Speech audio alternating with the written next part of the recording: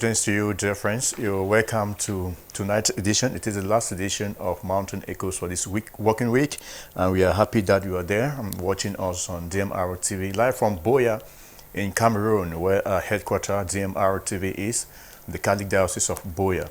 We are excited to have you. The joy is still reverberating across the global community and amongst Christians, especially those of the Catholic faith, as they welcomed yesterday the 267th Pope of the Church.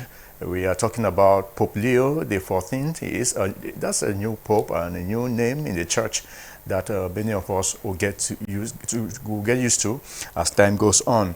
But tonight on the program, we are going to be ensuring that you understand in-depthly who this new leader of the Church is, what his vision is, his spirituality, and everything that surrounds this new Pope. We're struggling to give you clear insight of what the future of the Church is in the hands of Pope Leo the 14th, right? So we are hoping that you will be glued to your TV set for the next 1 hour that will be here to talk on this.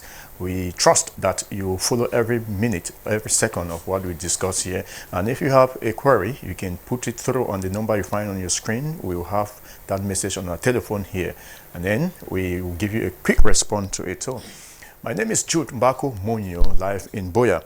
Let me introduce the other members of the panel with whom we are going to be looking at this issue. They are clergy, they are men of God, far above where I am in understanding the topic tonight. So to this direction, by the way, we have, let me start from my love. I think my love is better.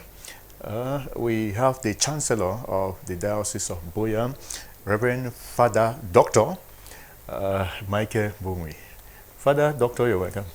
Thank you so much, and I'm glad to be here this evening to discuss this very important issue, which is so important, and it's a very hot issue at the moment because everywhere in the world there is talk about the new Pope, Pope Leo the 14th. I always understand you have a smiley face, but this one today is extraordinary. And I want to believe that since yesterday it's been like that. Oh God, yeah, I've been full of joy since yesterday, especially with the choice of the person of Leo the 14th.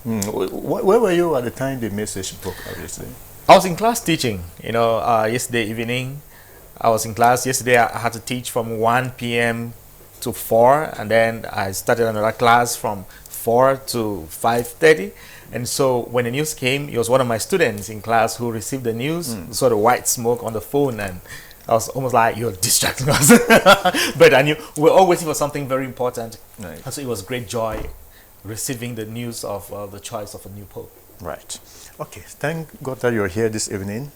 You're going to be sharing with us insight of the new Pope. We equally have the director of Jopasit with us here tonight as well. He is a priest of the Diocese of Buea, Reverend Father James Ajumbo. He's not new to this panel. He's always here on Mountain Echoes a couple of times. Father, you're welcome. Thank you for having me here today. It's a pleasure to be part of this program to talk about the new Pope. Right. Father, today the new Pope celebrated the first Mass, his first Mass at the chapel where he was voted. And we saw a College of Cardinals. College of Cardinals? Yes. That attended that Mass. It is his first. It started in English, then continued in Latin. The beauty of the Mass of today, people have expressed, I read online, people are expressing their emotions. People are happy across the globe.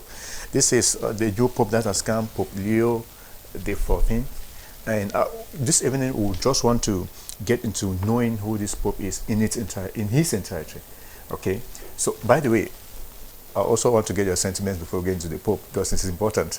Yes. What do you feel now that we have a new Pope? We were here talking about Pope Francis. We were here talking about Pope Francis is there. Now the new one is here. You've not been on this panel. Share with us your emotions. Yes, I definitely feel extremely excited and happy to have the new Pope. A new Pope closes the sede vacante and assures the Church of a future. That's the first thing. And then looking at the person of Pope Leo the 14th, it sends out sentiments of a different kind of church, or maybe it sends out sentiments of hope. It sends out sentiments of some in-depth, which we are going to discover because of his papacy. So it just sends out joy to us, joy to me in particular as a Christian, as a priest. It sends out this aroma of what are we going to have now. Pope Francis came and left with all his own papacy and the way he carried out his activities and every other thing. Now we're having a new pope, so there's just that anticipated joy which already lingers around, and it's waiting to be fulfilled, some sort of. So I think the news I embraced to the utmost joy. All right. Yesterday we were here on this platform with some other priests. We're talking about, we're looking at the joy, that's the breaking news, because when you break like that, the joy is always there. So we actually had a program, but tonight we want to go in there to understand the biography, the person, the spirituality behind this a new leader. So I'd like to start with you, Father, to present to us who this new pope is for the church. The new pope is Pope Leo XIV, who until yesterday was known as Robert Francis Prevost, and he was elected to take care of the 1.4 billion Catholics in the world. That is something which is not very common, because you hardly have anybody ruling over 1.4 million people. So Robert Francis Prevost has been chosen, elected by the cardinals and approved by God in the process of, through the conclave, to take care of this Catholic world.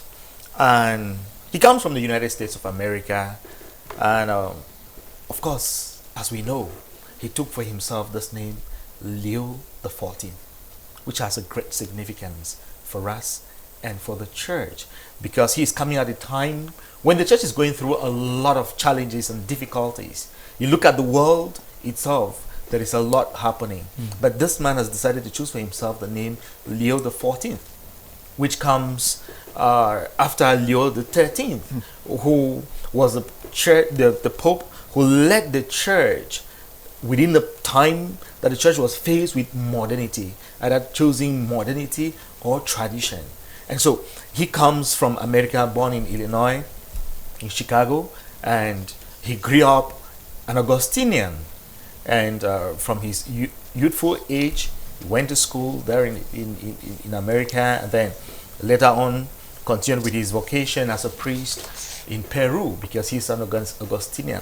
So that's a little bit of what I can say as some introductory remark about this man, and I guess we are going to get more into the biography of this man, who is now in charge of 1.4 billion people Catholics across the globe. world. And to understand such a population, I know it's only in China that you have such a population, but that population is really, really huge, and one man with that huge responsibility. Father, I wanted to add something before I ask what I want to go to. Yes, I just wanted to indicate that, like Father Riley said, he was born in Chicago on the 14th of September. That's a very significant day. 14th September? Yes, 14th September. It's It's significant. exaltation of the cross. Oh, okay. Yes, he was born on the 14th of September in the year 1955, Yes. meaning that he should be kind of getting to 69 years old. And it's interesting, his family background. He was born to a French father from a French descent, and his mother from a Spanish descent. And he has two brothers, so he has just two siblings. So he's all a male man. He doesn't have any sister as per his nuclear family background. And his father's name was Luis Marius Prevost. So the name Prevost comes from his father, obviously, and his mother was also referred to as Mildred Martinez, from a Spanish descent. So we see this mixture already in the person of Prevost. He's Italian, French, yes, and Spanish, America. He and grew up American. was born in America. So we grew can up in already Peru. preview a lot of diversity Yes. in him just from his family. His father was French and Italian. He had a French and Italian descent, and his mom was a Spanish woman. So we see this combination to bring forth. And then he was born in America. And then his most of his life he served in Peru. So there is a whole lot of cultural mixture in this person referred to as the new Pope Leo the 14th. So All that's right. what I could add from that. All right. So when you say he's was an Augustinian, I want you to be very specific. That should be a congregation. Yes. And what are they? What's their specificity? Yes, Augustinians they belong to the order of Saint Augustine. That's how it's properly referred to. Okay. They are religious men, a group of religious men who belong to the order of Saint Augustine, and they follow the rule of Saint Augustine. And the rule of Saint Augustine is very rich, and it sends out this idea of communal life. It sends out the idea of the charism of unity, and it brings forth the missionary spirit. So the rule of St. Augustine, which the Augustinians obviously follow, and we have our Pope, an Augustinian, is something which we are going to discover how it has a background play on him and to shape his personality, being an Augustinian. Okay. Father, yesterday I was asking the age of the Pope at 69. Yeah. If it was just good or too young, too old. Wow. How do you place I that? think we need a Pope who is young, a good Pope who is young. At 69, he Would is... you have preferred someone younger? Well, no, 69 is good. 69 is good because at 69 you are thinking of somebody who has had knowledge, crystallized knowledge and experience and wisdom, and who is capable of leading the church through the difficult moments that we have now, because the world, the church is going through a very challenging time, and we need somebody who is youthful, somebody who is not too young, but somebody who is youthful, who has the energy, who is energetic enough to be able to go across countries and continents, bringing healing, bringing the love of Christ, bringing the mercy of God to God's people. Like we said already, he has the duty to shepherd 1.4 billion Catholics around the world. And so you need somebody who is strong enough to be able to do that job. Even though 69 means that he may be there for the next 20 years, which is a good thing. Yes. Because he seems a good man, and so we wouldn't mind if he, If he stays if he goes on for a very long time. All right. Now let's get to this to his name, Yeah. because names like that in an African context, as we always say, that names follow. There are a lot of things that follow behind a name, and we want to look at somehow the significance behind this name he has chosen for his papacy. His name is Robert Francis Prevost. Now, when the church says he has chosen, let me rather come to you, Father, that he has chosen to be Pope Leo the 14th. An ordinary person would just be calling it Pope Leo the 14th, but we want to understand how these names are chosen and what significance they have. Yes, I would like to remark that it's a very firm tradition in the church that when popes are elected, they change their names. And historically, from the year 470, about 470 years ago, this tradition became very, very firm and practiced, meaning that each pope who was elected chose a name. And oftentimes, the popes chose names of other popes who had existed before them. So, Prevost didn't do something very abnormal. He did something which follows tradition according to the church. And the choice of the name Leo, I also want to remark that the name Leo is the fifth most popular name of the Roman Pontiff. Okay. To say that there are several names which are common. You hear several popes referred to as John, Paul, or no John, or you hear Paul, and all of that. And Leo stands as one of the very frequently chosen names. So, here choosing the name Leo gives us direct descent to Leo the 13th. Yes, and many people, many Vatican diplomats and people who have commented about this would say that he directly links his papacy to the papacy of Leo the 13th. And Leo the 13th is very remarkable. You know, Leo the 13th is the founder, the church would say, of what we refer to as the social teachings of the church. And he reigned for a very long time from within the years 1878 to 1903. That's a long period of time where Pope Leo XIII reigned.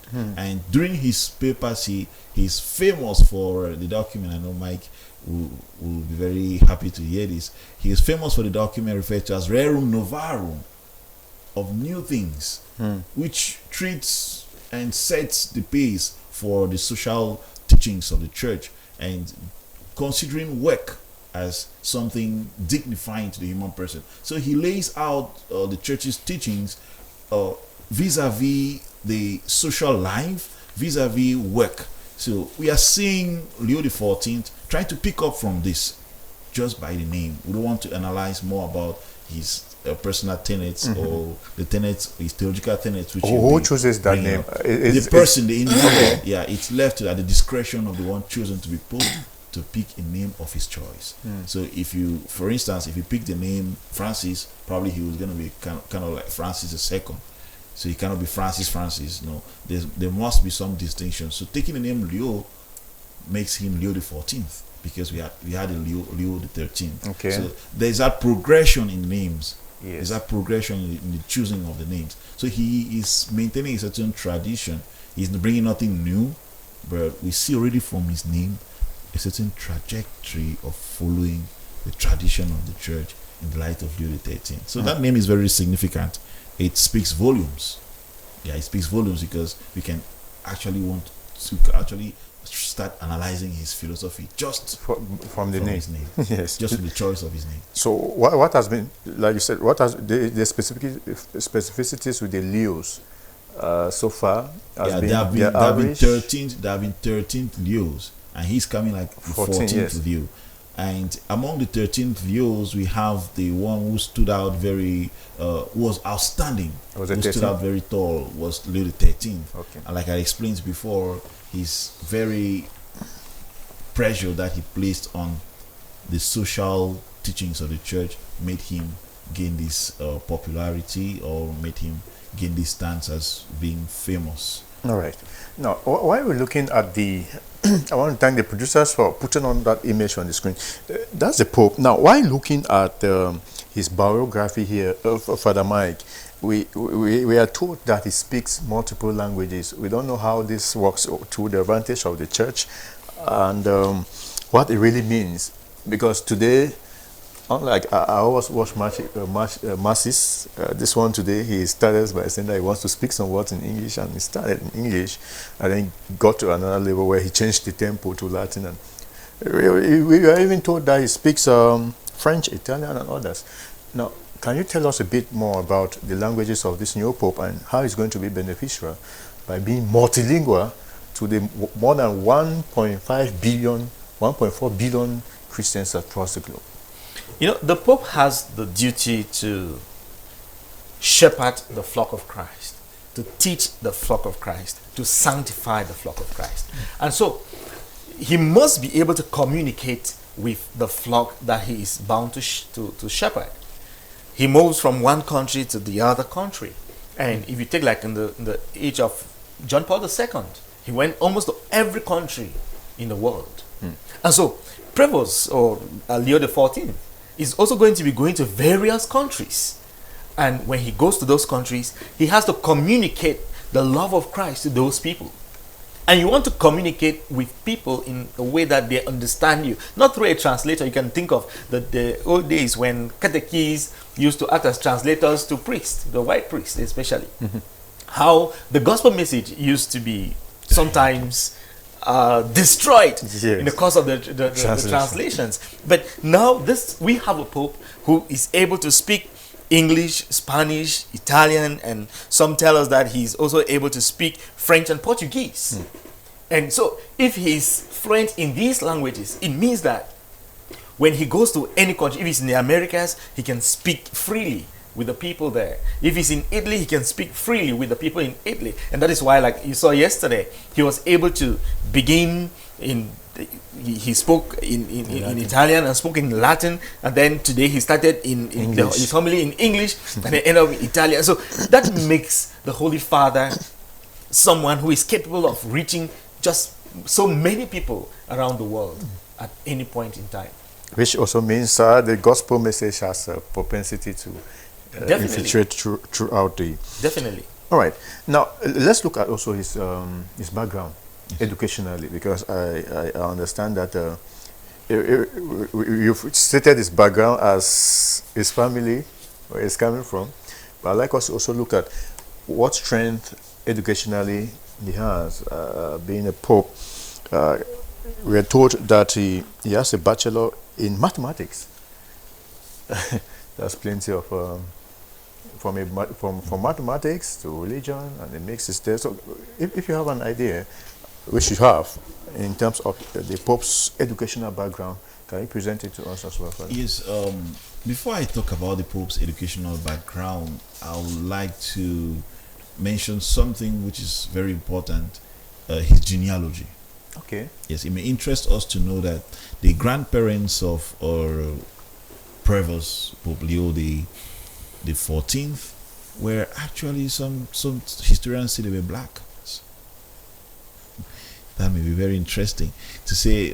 They came from a race known as the Creole people in some part of a colored area of the people of New Orleans. Okay. And the grandparents of Pope Leo the 14th are attested to be some sort of colored people, and when you say colored person, you may have some sentiments of black people. And they migrated to Chicago in the 20th century. When they came to Chicago, and then they had their daughter, who's now referred to as the mother of Leo the 14th. And it's true, Leo the 14th's mom getting married to the dad, as we know, obviously, that Leo came up to be. Mm-hmm. So that idea of migration already of his grandparents from New Orleans, of a certain race which could be traced to having some color like black people, and migrating to Chicago, and all of that gives us a certain background of who he is, and could also give sentiments of what his philosophies and his teachings could be. That set aside, talking about his educational background, we are reliably informed, like we already mentioned, that he was an Augustinian, and he went to minor seminary, the Augustinian minor seminary, in the year 1973. That's in Michigan. He attended secondary school in 1973 in Michigan, and in 1977 he became a member of the Order of St. Augustine and took his solemn vows in 1981, and he completed a Master's of Divinity. That's a Master's in Theology, basically put in a university referred to as a Union, Theological Union University in Chicago, and earned a licentiate and a doctorate in the famous in canon law. He's a canonist. Canonist. So yes, he has a licentiate and a doctorate in canon law in the famous Angelicum, referred to as the Pontifical College of St. Thomas in Rome. So that's a little bit about his educational background. So he, like you already mentioned, he started with studying mathematics and then switched into theology, and now a canonist. So we have a canonist pope. That's very interesting to note. What would be the impact of such a that would definitely mean that canonical issues will be handled very masterly. All right. Now, yesterday when he came out at that balcony to greet the people, some of us were expecting to hear the name of Pope Francis II, because some of us were expecting that, okay, since he was created in 2023 by Pope Francis, he might want to continue in the footsteps of Pope Francis in running the church. But now, I don't know, where, to you, Father Mike, where do you see Pope Leo the 14th's ideology standing as far as the church is concerned? Where do you find his own stance in major issues of the church? Is it going to be a continuation of what Pope Francis left, from your own perspective?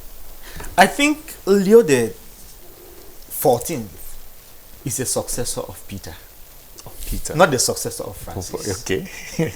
He's the successor That's of always Peter. the temptation we make here. Because, I mean, the temptation is, like you say, is to think that a pope is succeeding another pope. Yes. It's true. He's coming in as the 267th Pope, but he's not coming to succeed Francis, but to succeed Peter. That's the very first thing. And of course, the question is, who do you say I am? He like Peter, who is the Peter now, to whom Christ has given the keys, should be able to say, you are the Christ, the Son of the living God. It is not to say it like Francis, but like Peter, whom he is succeeding. Maybe, Father, I'm not cutting you. Somebody Yes. is watching for the first time. When you say that you're not succeeding Francis, but succeeding Peter, Yes. I want you to understand why Peter. Who is Peter? Peter is the first Pope. Good. The one to whom Christ gave the keys, and to him he said, the gates of the netherworld shall never prevail against the church. And so, like, already we have been talking about Leo the 14th. Leo the 14th took the name Leo the 14th after Leo the 13th. And when you look at the fact that Leo the 13th was a very strong pope who, in the face of modernism, was able to lead the church to let the world understand the need to balance modernism and tradition, to let the church go back to its roots. Then we know, of course, that Leo the 14th is going to be a very traditional man. Traditional. He's going to face modernism head on. I mean, already from just the stole he wore, it tells you a lot about Going back. his bent theologically and even liturgically. That stole speaks of somebody who is a traditional Catholic. It was not just any kind of stole. It was the kind of stole that Benedict XVI wore when he came out on the balcony of at St. Peter's Square. And Benedict XVI was a very He was a critical, very traditional. traditional. Man, conservative. Yes. I mean, somebody who believed so much in the Tridentine Mass and who wanted Christians to go back to the font, to go back to the roots. Because the danger is we find ourselves at a crossroads. There's a lot happening, and the temptation can be just to fly along with the changing times, to fly along with AI, with technology and all of that, and forget the basics. People in our time begin to think that there are a lot of those things, the traditional things done by the church, that are not necessary. And so Leo the 13th is one of those popes who, through Rerum Novarum, led people to gain consciousness on social issues within the church, that the church too is involved in the social dealings of the people in work and other things. Of course, Leo the 13th led the church and Christians to tackle paganism, which we see rising too in our own time. Paganism in our own time comes up in various forms. Yes. It could be the worship of the devil. It could be moving away from God. It could be practical atheism, which Leo the 14th already spoke about when immediately he was elected. So there are a lot of things that are happening nowadays that need someone who can be able to tackle them head on, and we see that Leo, I keep trying to call him Cardinal Prevost, but Leo the 14th is going to be able to tackle these issues head on. All right. Well, there's this liberalism that the former pope. I don't know. The church was already on the pedestal, and sometimes when the church is already, when something is already running, and a new one comes now to change the narrative, it's always very difficult. And we have issues in the church, including the liberal policy which Pope Francis had led, especially even for women to come very close to power in the church. We have issues too, like I want to be very clear here, issues on the document that was published some months ago, Fiducia Supplicans. Fiducia Supplicans, on the same-sex marriage thing, and a lot of those controversies which were receiving some calm in most parts of the world, especially those parts of the world that do not have the culture that we have in Africa. So these are things in the church which Pope Francis was struggling to resolve in a very mild way, and well, from some perspective, that was kind of a time bomb that is coming, especially within the African church. You are saying you're bringing Pope Leo XIV now to be that kind of. Do you think that the global community will be united in going back to what Pope Francis had already initiated? Definitely. Pope Leo the 13th, in one of his documents, Christian democracy, preached unity and the ability for Christians to come together and discuss social issues and look for ways on how to handle them. So he is coming after a man, Leo the 13th, who believed in people coming together in unity. So some people see him as a centrist, as someone who is going to draw people together. And when you look at Francis spoke about synodality. Yes. And Leo the 14th, I think he's on that road too of synodality. He was a member of various dicasteries, about 7 dicasteries in Rome, which means that they were the main people who were organizing the synod on synodality. Yes, so that it already makes us to understand that he is going to continue on the way of synodality. But synodality is not about embracing evils in the world as part of what should be Christian practice. Christian practice is rooted on scriptures, on conscience, and on the teachings of the magisterium. And so I believe, or I think, Leo the 14th will be able, as a centrist, to draw together everybody, not just for the sake of coming for a kind of Christian jamboree, but for conversion of heart. Because he is an Augustinian, like we have said already. And Augustinians believe, it is characteristic of Augustinians to search for God. Searching for God, seeking God, like Augustine himself, who spent time seeking to know who this God is very important, is central. Love, Christian love is central to the Augustinians, and they have other values like loving God and loving one another. And so if Cardinal Prevost, who is now Leo the 14th, who is an Augustinian, comes into the papacy, he is going to be putting all of these into practice. Right. The love of Scripture is part of the Augustinian practice. And so Scripture does not take us away from God and from the social issues which we must face. It does not lead us into evil or into sin, but leads us back to God. And one of the characteristic practices of the Augustinians is to reflect on the sin of the last judgment that is presented to us in Matthew chapter 25, where Jesus tells this parable of, I was hungry, I was naked, I was this, and you gave me food to eat, you gave me water to drink, you gave me clothes to wear. So it also comes back to, I was lost and you refused to bring me back to the fold. Yes. And instead you gave me comfort and solace in my distance from the Father's house.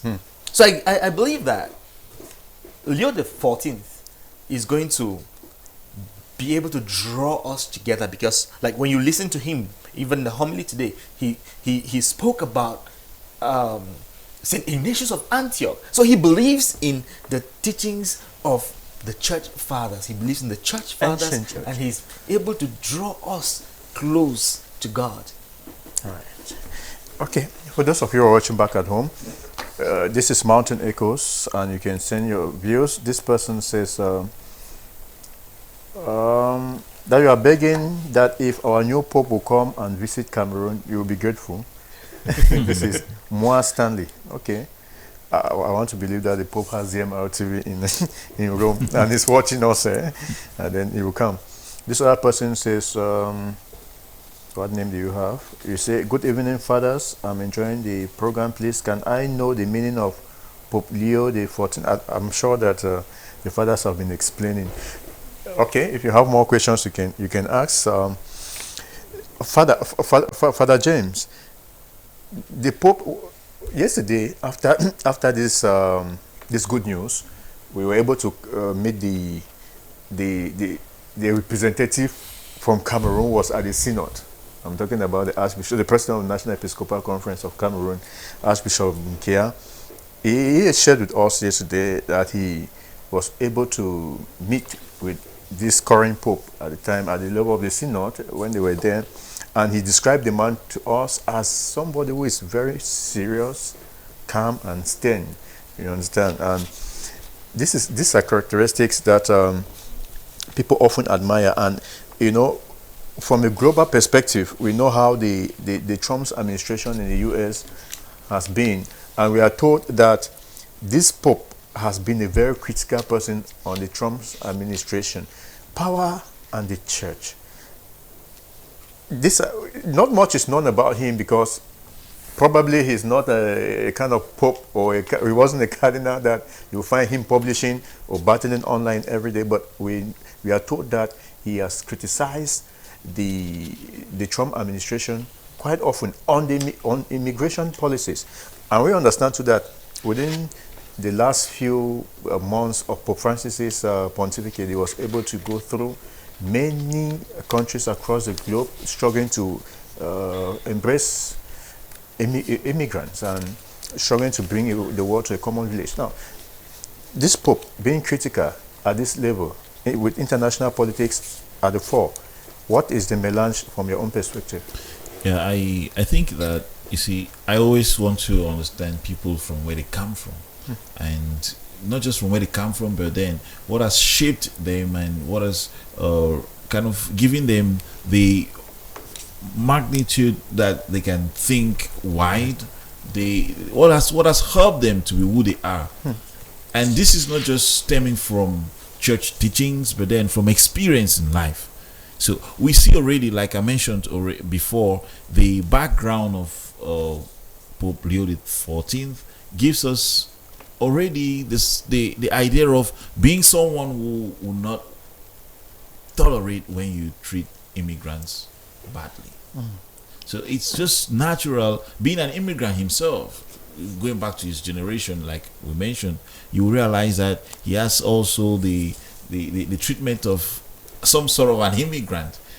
Yeah, and having this idea of unity, like Father Michael mentioned, having this idea of bringing everyone to be united in Christ from his Augustinian background, all of this already shaped his vision of preaching unity at all spheres, politically, educational wise, and living together as people of one Christ. So that saying stretches to the arena of people living at the hopoloi level in such fashion that you don't treat the common person because it's an immigrant. You can treat the person in any sort of undignified way. So his philosophy already gives us an idea of his kind of things that he will criticize.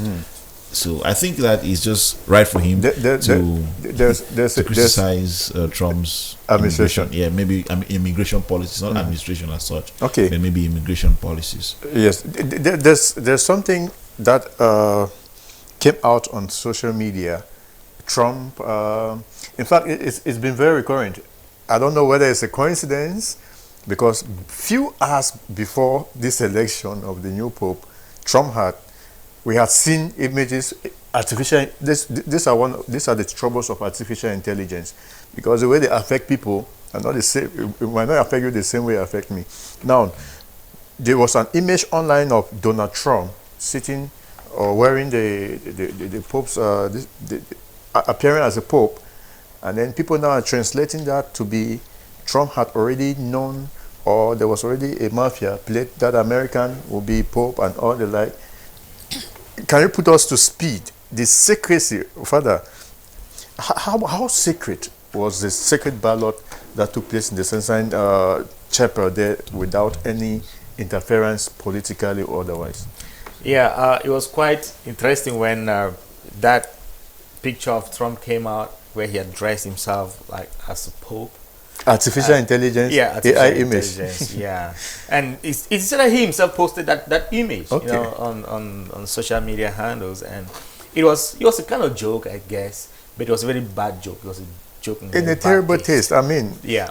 So, but I mean, it happened. That's what happened, and I just think that Trump was just trying to do something, one of those things that he does. He does he does so many things. So he was just trying to do something, I guess.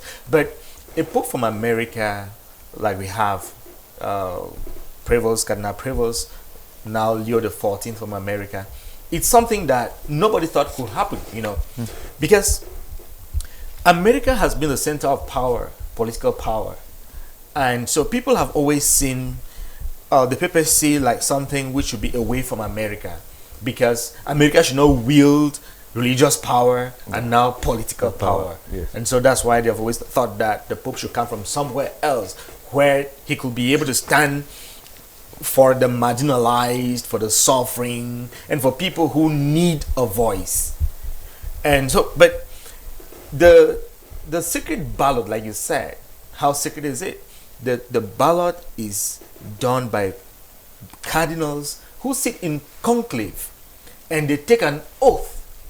They take an oath that they are going to vote in conscience and do only what before God they know to be right, and choose only the person who before God they know is the right person, who should lead the back of Peter at this particular time. And that is why it is often said that those who go into the conclave as popes often come out as cardinals. And those who go in praying for God to give the church the right leader are those who go in with the right spirit, because there were so many people who had been newspaper candidates, so many, and people were asking themselves, is it time for an African pope now? Is it time for an Asian pope? Is it time for and all sorts of speculations are going on. But the conclave always brings surprises, and no cardinal in his right senses will be able to come out from there to tell somebody that this is what went on. Only the Holy Father himself has the right to say it, and only if when necessary. And as we know, there is nothing like campaigning before the conclave. There is no campaigning. It's not a political thing where somebody can go around and try to get cardinals on his So side. even in terms of the different compartments, like the cardinals of Africa, the cardinals of Europe. Oh no, that doesn't happen. It does not. It's on individual basis. It doesn't happen. It doesn't happen. Okay. And it should not happen. If that were to happen, it would be a terrible thing for the church. Then it will no longer be somebody who is the vicar of Christ, but he will be a vicar of the cardinals. Okay. And if that were even to happen, it's not possible that you have a cardinal who went into the Vatican only in 2023, becoming a pope in 2025. We're just how many months? And like you know from the happenings around the Vatican, Leo the 14th was made cardinal by Francis in 2024, September of 2024, and then in 2025 he's becoming pope. That's something which is quite strange, because if you were going by one who was well known, one who had done a lot at the Vatican, who was a Vatican diplomat that the other cardinals had known, probably it wouldn't be Prevost, Cardinal Robert Prevost. Right. It would have been maybe one of those big names. Yeah, big names Like indeed. But Pietro Parolin and maybe Cardinal Sarah. yes, the one we hear. But it will appear America is blessed, because this is a second American in a row, though not the United States, South American from Argentina now. But this pope is coming from Chicago. I've not been there, Father. You've not been there. Chicago. What does it really mean to come from that area? And can you help us trace the vocation of this pope in terms of spirituality? How much has been able to move that the priestly ladder to where he is today? Yes. Now you just mentioned something about Chicago, Illinois in particular, where he comes from. The area, he actually grew up in the suburbs. I mean, if you go to Chicago now, you think that Chicago is all kind of city, but that's not it. He actually grew up not in the city center of Chicago, but in the suburb, where he attended church and normal school like every other Chicago boy in the south side. Okay. And when you talk about the south side, it actually It's like our south. Yes, not dirty south. Yeah, dirty south here in Moleko. Yeah, it actually gives some sort of impression of. Oh, I like the image. Yes. Yes, he gives the impression of the downside of a town. But then he grew up in this area, and interesting thing about those who come from Chicago, they always want to maintain their connection to the city. Okay. Meaning, wherever they go to, they always want to make you know that I am from Illinois, I'm from Chicago, because it's a big city. To belong. Yes, and he did that often because he always went back home and participated in various things that were happening. And it is interesting to note that he was in the electoral list in Chicago. He always voted for their mayors and their local leaders. He was always part of the elections. The civic. He performed his civic duties. Okay. Yeah, he always casted his votes and all of that. His name is even found in the ballot register. And it's also interesting to note that he also supported. Chicago is known for baseball. Yeah, baseball. Chicago is very famous for baseball, and he had a team that he was always. I know of Chicago Bulls. Yes, yes. So he was a fan of the White Sox. Okay. Yes, White Sox of Chicago and all of that. Those are just some ideas about his affinity to Chicago, his hometown. Then stretching to his vocation story, just to narrate his ladder, how he progressed in as far as vocation is concerned. He was ordained a priest on the 19th of June in the year 1982 by Archbishop Jean Jadot in Rome. Okay.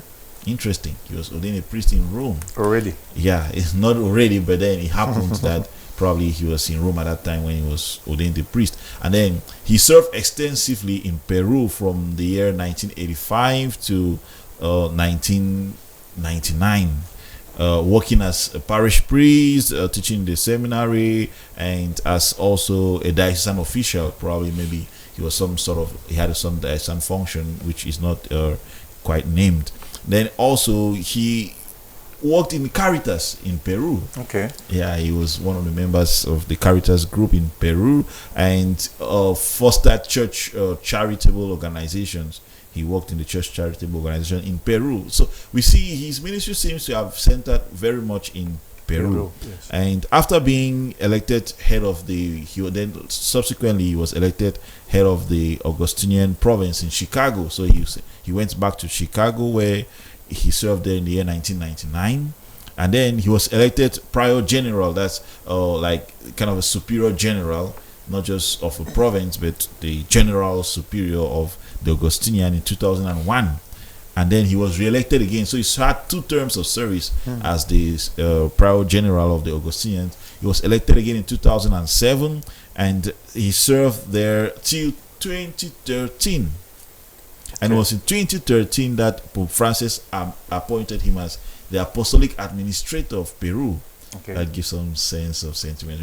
Apostolic administrators who have had that experience before. Yes. He was appointed Apostolic Administrator of a diocese known as Chiclayo in Peru. And then the next year, that's 2015, he was appointed bishop, and he had his episcopal consecration on the 12th of December in 2014. So in 2013 he was made apostolic administrator, and 2014 he was consecrated as a bishop, the bishop of Chiclayo in Peru, and he was ordained in St. Mary's Cathedral. I mean, we're already seeing a lot of sentiments about him from his background. I'm tracing again his background to be able to say more about him. And he was ordained in St. Mary's Cathedral in Chiclayo in Peru, and after that he was raised to a cardinal by Pope Francis on the 30th of September 2023, and now we are talking about Pope Leo the 14th. That's a long journey, yes. I must say, which means that he has fulfilled almost, in fact, all. I mean, I'm not yet talking about his service in Vatican as the prefect for the Congregation of Bishops. I mean, we are going to dwell on that subsequently. Okay. Let me take on some quick messages so that those of you watching back at home don't think that we are not hearing you out. Kongchi Godwill, you say, good evening, men of God. Brother Godwill, I want to know why is it that great positions are being owned by the white? Okay, probably one of those who thought that the blacks who are going in must be Pope. I mean, the conclave had 100, about 133. 33. And then if there were just about 5 blacks or so, why would all of us think that blacks would be popes? Okay. Maybe the question Yes. should be rephrased to why are most Catholics blacks? I mean white. Why are most Catholics whites? Yeah, the majority of the population of the Catholic Church is white. Okay. Africa Alright. is just a continent among the several continents which make up the Catholic Africa Church. is one black continent. Yeah, we cannot. Most of we the cannot- continents are white. are white, so Yes. we cannot really insert any sentiments of racism Okay. as far as the election of the Pope is concerned. The Pope is a Pope; he's not a color. Okay. This other person says, good greetings, fathers. I can't stop thinking about our new Pope, Leo the 14th. This man is an American who loved to. This man is an American who loved to take part, and we have known this American of hating the Africans. Will this new Pope not carry the capital, Vatican City, to America? Okay.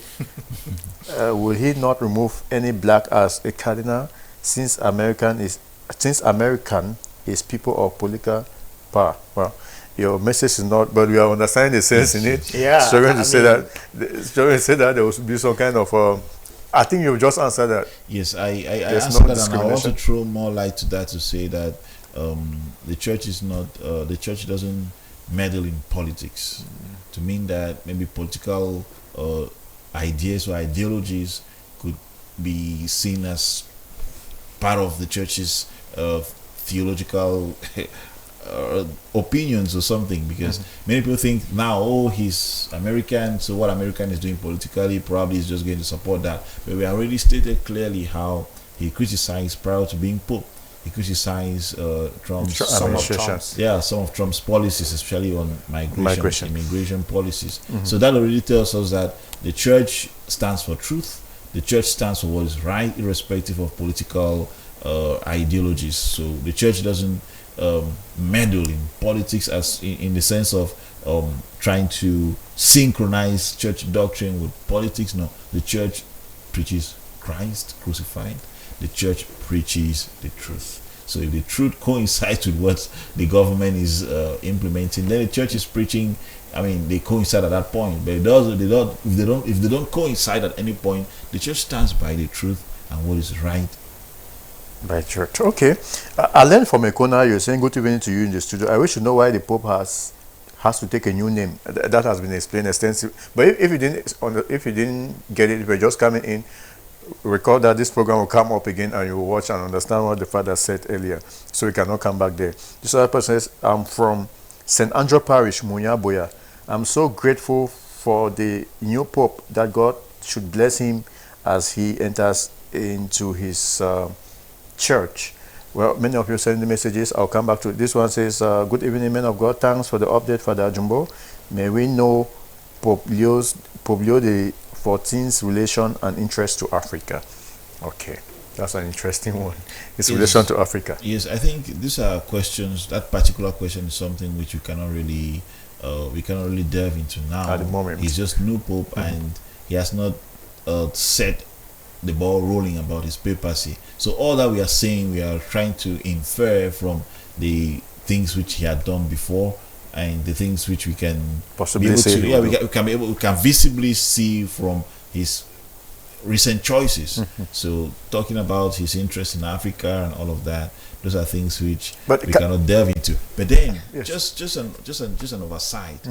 If you were keen enough to watch those who came out to announce the Pope, there are 2 blacks there. Yeah, the person who brought the crucifix, who Yes. carried the crucifix that led the procession, was a black, and people shouted the Black Pope. And even the person who the other master of ceremony or the server who handled the book where it was read or was announced was a black. So we don't know what that could mean, but if you Yes, want it's to, good. That That does not makes mean that does not also mean Yeah. that blacks are only able to serve and carry crucifixes. no, Wait, someone inferred that earlier today. Because, you know, the Pope has charge of the whole church, and of course, he does not have preferential treatment for some continents races or something. or races. He's not. I mean, he's not a racist, and he should not be a racist. If he were to be a racist, then we'll call him an anti-pope, because the pope represents Christ. He is the vicar of Christ, and so should be able to embrace everyone from every continent and be able to have a plan for every nation on earth and for every continent. And of course, when when the Pope comes up, like we have Pope Leo XIV now, there we have the various episcopal conferences from various countries that are able to table the issues, the hot issues in all of those countries to the Holy Father. And from that, the Holy Father now is able to ask himself and those bishops, what do we do to bring the love of Christ to these people in these areas? Like, for example, in the past we've had the Synod for Africa, which was meant to discuss issues that concern Africa. And Africa alone. There was the Synod for the Amazon, where issues concerning the Amazon region were discussed. There's this, so just we've had this over and over in the church, and so I guess that the new Pope will also be able to look at the things in Africa based on what the episcopal conferences from Africa bring to his table. Father, let's talk a bit about his. How much does your coat of arms define you? Because when you look at the coat of arms, I really don't know how this is read in his coat of arms in Latin. Yes. Is it in illo? What? Please, can you pronounce that for us? In seeing illo uno unum. Okay. In illo uno unum. Okay. Yeah. What does that mean? What very does it interesting word. Well, it means basically, although we Christians are many, in the one Christ we are one. And this is actually taken from a sermon of St. Augustine, because like we've said already over and over, he's an Augustinian. And so when St. Augustine preached a homily based on Psalm 127, he expressed this, the fact that we are many, but in Christ we are one, which simply means, like we've been discussing the issue of racism and color, even though we come from various continents, various races, we have different ideologies. When it concerns Christ, Christ brings us into one. And this also comes to the ecumenical perspective, where we pray always based on the prayer of Christ, may they all be one. And so, like I said before, this Pope Leo XIV, is more of a centrist, one who already is showing us through every possible means that he is bent on drawing people together. Now, and let me just say one thing there. Prior to the conclave, there was this idea of unity, which some of the cardinals and bishops and Christians were really hammering. That we need a Pope who is going to unify and not cause the flock of Christ to scatter. Like already we have a situation like the German church with the synodal work. I mean, where already they have been trying to redefine doctrine for themselves and all of that. And so we needed a Pope, and we need a Pope at this time who is able to draw back some of those persons who are struggling to move away from the church, those who are trying to be schismatics, to draw them back to the center. Let them be able to look at Christ, because it is Christ who unifies, and he is the principle of unity. Because when we talk about the unity of the church, which is one of the marks, the 4 marks of the church, unity, oneness. Oneness in doctrine, oneness in the celebration of the sacraments, oneness in our communion. Because what we need is communion, to be united for the common purpose of salvation. This unity, are you just referring to the unity amongst Catholics? Because I understand that within the era of Pope Francis, he was able to do a lot of works. He wasn't here in Africa. He went to Middle East. He met religious leaders from different denominations, different faiths, the Orthodox guys, the Islamic guys, and all. He was a very open person. When you look at the very traditional Catholic Pope as such, is it a Pope that is much concerned about Catholics, or it's going to Yes. extend to... Definitely, he is very concerned. He's concerned about everybody because he believes that he has the mandate from Christ to proclaim the good news to everybody, to the ends of the earth. Now, it will interest you that when the church relates with other Christian, when the Catholic Church relates with other Christian groups and denominations, we refer to ecumenism, because we all believe in Christ, even though we have different ways of going about that belief. But when it comes to other faiths, other religions, it is about inter-religious dialogue. Okay. Now, when the church engages in ecumenism, first and foremost, it is to ensure that all of those other Christian bodies are able to go back to the beginning. Because when we go back to the beginning, when we know how, from church history, from the Reformation, how these different Christian groups splintered from the Catholic Church and then developed into various groupings and into what they are today. So the hope of the church in ecumenism is that someday all of these groups should be able to come back under the lordship of Jesus Christ, and we celebrate the sacraments and do everything like we've done, or like we did from the beginning up to the time of the Reformation, when Martin Luther staged 95 points against the church and then caused this split, and then they kept splintering into various groups.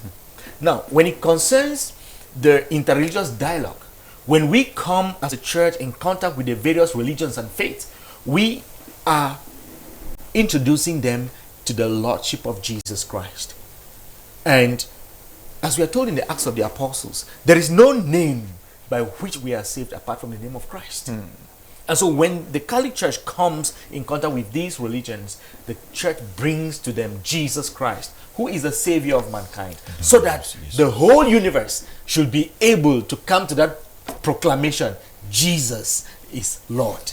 Right. That is what we should aim at. That every person, every single person on earth should be able to make the profess that Jesus is Lord. Okay. Let me take on this message. We have a few minutes to go tonight. This person says, "Greetings, men of God. I am from Yaoundé, or you are in Yaoundé." You said the election of the new pope was a coincidence with Trump appearing as a pope. Well, both are from the USA. I wish to ask if the white smoke indicating the new pope is man-made smoke or comes from heaven. Okay, or comes from heaven. However, his name Pope Leo makes me think of the Mass of Saint Leo the Great. No, I cannot say it's coming from heaven. It's smoke that. But tell us about the smoke. Yeah, you see, during the conclave, there are indications which are traditional about which are traditional ways of informing the people. So there are chemicals that are actually placed and burned in the furnace that produces various colors of smoke. So there are chemicals that are placed and burnt in the furnace that produces the black smoke when we don't have a pope, and there are also chemicals that are placed in the furnace and burned to give the information of white smoke. So it's heavenly in the sense that it's a result of heavenly choice. Yeah. But then the physicality of the smoke is a physical it's not as if the smoke came from heaven. No, it's made as a form of informing the people. So it's an information means. Yeah, it's an information tool. Yeah, so the white smoke is an information tool of we have a pope, and the black smoke, which are all made of some kind of chemicals that are placed there, is an indication of we have no pope yet. All right. Good evening, Father. I'm listening to your teachings. I read something about cardinal deacon, cardinal priest, and cardinal bishop. Please, which type of cardinal was Pope Leo XIV? Yes, it's interesting to note that Pope Leo the 14th is, as soon as he was made cardinal, he started as a cardinal deacon. But just last year, when he was made in charge of the dicastery for bishops, he was made a cardinal bishop. So his journey towards the papacy has been very swift. All right. Raised cardinal in 2023 and 2025. He's the pope. So he actually walked through the various stages of the cardinals. He was a cardinal deacon, later on made a cardinal priest, and just last year he was raised to cardinal bishop because he was in charge of the dicastery for bishops. Okay. Let me take on some few. This one says, good evening to you, Reverend Fathers, and the host in the studio. In diplomacy, I don't think there is. I don't think there is a lot that will change with the coming of Pope Leo the 14th, especially with the immigration law by Donald Trump. Remember a bishop in the USA who tried to soften the heart of Donald Trump to revisit the immigration law.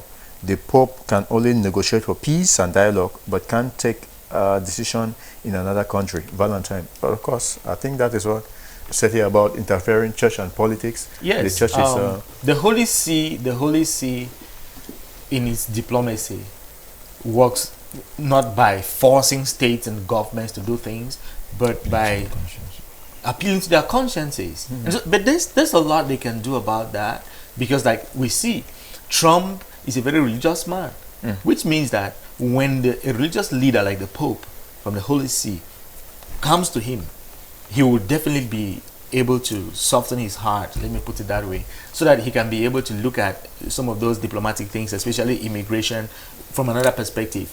Because like Pope Leo the 14th has seen pain and suffering in Peru.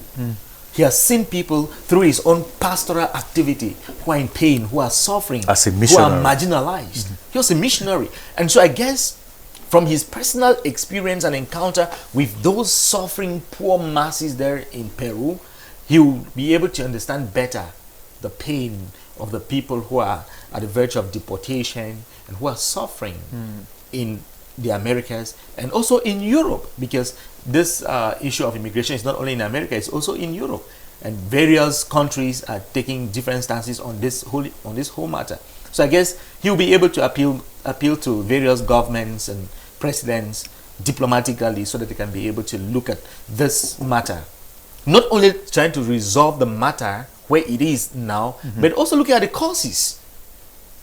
Because he's also, as a shepherd, as a universal shepherd, he will also be able to look at the causes and address governments, presidents, leaders who are fomenting war and crisis in their countries, to be able to work for peace, okay. rather than opting for the option of war. Okay. Crisis. Because of time, I want us to just quickly look at the. At least today, he was able to serve to officiate his first mass, and I want us to look a bit into that mass before we come to the end of the program. The mass of today, he offered his mass reflecting on Saint Peter's response to Jesus' question in Matthew chapter 16. Can you put us to speed? I don't know. I'm sure you followed somehow. Can you put us to speed what it means for a pope to take on the first mass as such, and what the message of today would have meant? Yes, I think that following some excerpts of his homily, we realize his ideology stated. It was like a mission statement, because he took us back to Peter and his relationship with Christ. What did Peter say when Jesus asked the question in Matthew chapter 16? Who do people say I am? Peter gave the honorary response of, you are the Christ. And the Pope reflected very deeply on this response to say that Peter did not just, the question was not an arbitrary question. It was a question that called for faith. It was a question that called for one to profess his true and deep relationship with Christ. And there is a particular portion in that homily which resonated very soundly with me, when he mentioned that Peter's response charges all of us Christians with an important call, the call to proclaim that Jesus is the Christ. I mean, that takes us back to setting the pace of his own. I would say it's a kind of a mission statement to say he's plunging into letting everyone know that Jesus is the Christ. From the chair of Peter, from the response of Peter, from the position of Peter, he's aiming at proclaiming to the world the response of Peter: Jesus is the Christ. So his homily today, his homily during his first mass, is a very, very deep homily. There are many issues that he also touched on. World issues, the issue of technology, the issue of the marginalized, the issue of unity in the church. I mean, he was a magnum opus, I would say. It was a very, very deep reflection, a well thought reflection spelling the current state of the church and what needs to be done. All right. Father, before we go, what next after this? What is the church looking up to? Is it just going to be, has business just started now? What's Definitely next? business has started. Or the Pope, with the coming of the new Pope, business has started. That is why when he gave the first blessing, and then today he gave the homily today. He celebrated Mass with the cardinals today, gave his homily where he has told us already where he is going. He wants us to be at that point where everybody is proclaiming that Jesus is the Christ, the Son of the living God, which I mentioned in that there's a particular word that is used in scripture for those declarations, like Jesus is Lord. Jesus is Lord. Charismatic expressions. Yes, charismatic expressions. Jesus is Lord. So he wants all of us to be. It's a kind of a charismatic church. Jesus is Lord. Because, like he mentioned in the homily, for so many people, Jesus is just a charismatic leader and Superman. And this causes Christians to live in a kind of practical atheism. But he wants us to be able to know that Jesus is not a charismatic leader. He's not a Superman. He is the Lord, the Son of the living God. Okay. Father, I really want us to go, but I want us to give me some quick facts about this Pope for those who are just joining. I've seen a couple of messages here about many of them. I cannot take more than 14 here. So, do we have some quick facts about this new Pope? I'll just tell before we go. Three very quick facts. Yes. I mean, fun facts really. First, he's the first American Pope. The first American. Yes, and again, he's a Pope of dual nationality. Dual nationality. Yeah, he has an American and a Peru nationality. Okay. And also, he's a Pope who he's the first Augustinian Pope ever. A Pope from the Augustinian order. And also, he's a Pope who comes from who shares and promotes dialogue and peace. So I mean, these are very key issues about him that we can dwell on very firmly. And he's the first Pope since the 1900s to choose a name Leo. Okay. After Leo XIII. Since Leo XIII passed on in 1903, there has been no Pope called Leo anymore. So he's the first to come again with the name Pope. The other was John Paul. And again, interesting, he was brought to Vatican by Francis. Okay. I mean, his first entrance into the Vatican arena of diplomacy and service was done by Francis. So, I mean, these are very interesting things. And also very interesting again, he stands very clearly with the poor and the migrants. That is even seen in his choice of becoming a citizen of Peru, because he wanted to identify with the marginalized and the poor. He wanted to be one of Can now understand why he's hard on Donald Trump's immigration policies. Father, if there's one thing you wish that this new Pope should do for this church, what would that be?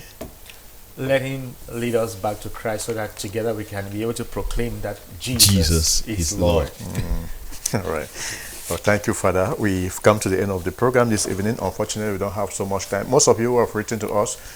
I'm sure that it's a continuous. We'll be giving you updates as time goes on, because the church, the new Pope has just come. The church will take new dimensions too, because every leadership sometimes there are some things that are different.